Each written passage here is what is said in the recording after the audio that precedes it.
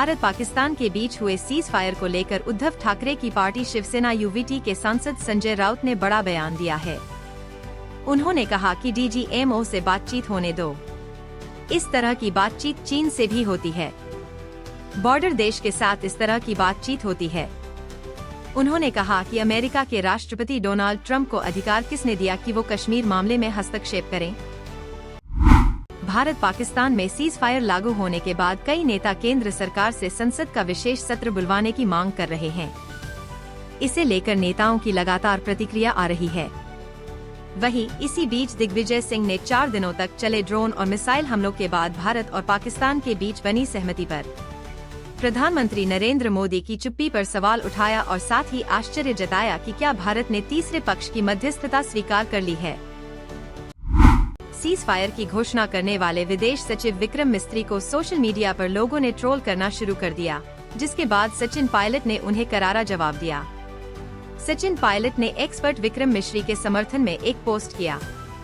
कांग्रेस नेता ने लिखा, मैं विदेश सचिव विक्रम मिश्री के परिवार को सोशल मीडिया पर ट्रोल करने की निंदा करता हूं। हमारे पेशेवर राजनयिकों और सिविल सेवकों को निशाना बनाया जाना कतई स्वीकार्य नहीं है। ये वो राजनयिक हैं जो राष्ट्र की सेवा के लिए समर्पित हैं और केवल देश के लिए काम करते हैं।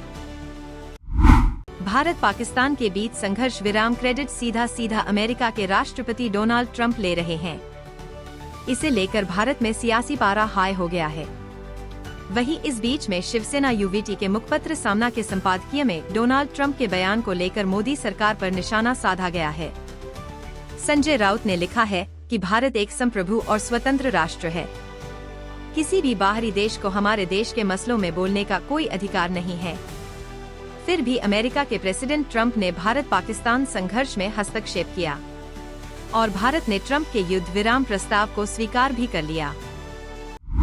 छत्तीसगढ़ के पूर्व मुख्यमंत्री और कांग्रेस के वरिष्ठ नेता भूपेश बघेल ने सीज फायर को लेकर बड़ा बयान दिया।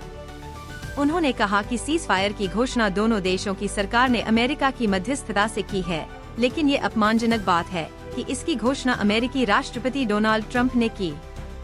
उन्होंने 1975 की घटना का जिक्र करते हुए कहा कि उस समय इंदिरा गांधी ने स्पष्ट किया था कि भारत किसी बड़ी शक्ति के हस्तक्षेप को बर्दाश्त नहीं करेगा, लेकिन अमेरिकी राष्ट्रपति की ओर से सीज फायर की घोषणा करना दुर्भाग्यपूर्ण है। हरियाणा में माननीयों की सुरक्षा में कोई बदलाव नहीं होगा। हरियाणा सिक्योरिटी असेसमेंट कमेटी ने सिक्योरिटी रिव्यू रिपोर्ट प्रदेश सरकार को भेज दी है। इसी रिपोर्ट के आधार पर सरकार किसी भी वीआईपी की सुरक्षा घटाने और बढ़ाने को लेकर फैसला लेती है। अप्रैल 2025 में सिक्योरिटी असेसमेंट कंपनी ने नेताओं और अधिकारियों की सुरक्षा को लेकर रिव्यू किया था। हिमाचल सरकार इन दिनों एक्टिव मोड पर नजर आ रही है। मैं इसी बीच आपको बता दें कि हिमाचल में रविवार वाले दिन प्रदेश की सुक्खू सरकार ने 24 HAS अधिकारियों के तबादले किए हैं। इस सूची में 9 SDM के नाम भी शामिल है। इसके अलावा अतिरिक्त सचिव, परियोजना निदेशक, रजिस्ट्रार, प्रबंध निदेशक और सूचना आयोग से जुड़े अफसरों का भी तबादला किया गया है। उत्तराखंड की धामी सरकार इन दिनों एक्टिव मोड में नजर आ रही है।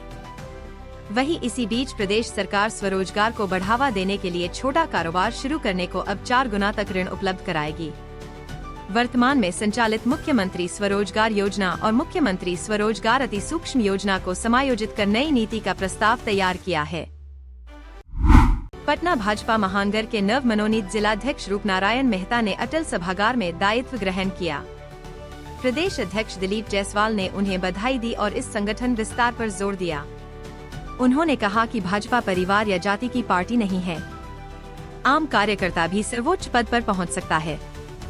जायसवाल ने सामूहिक दायित्व को संगठन की मजबूती के लिए आवश्यक बताया। बिहार विधानसभा चुनाव को लेकर तैयारियां जोरों पर है। नेताओं की लगातार प्रतिक्रिया सामने आ रही है।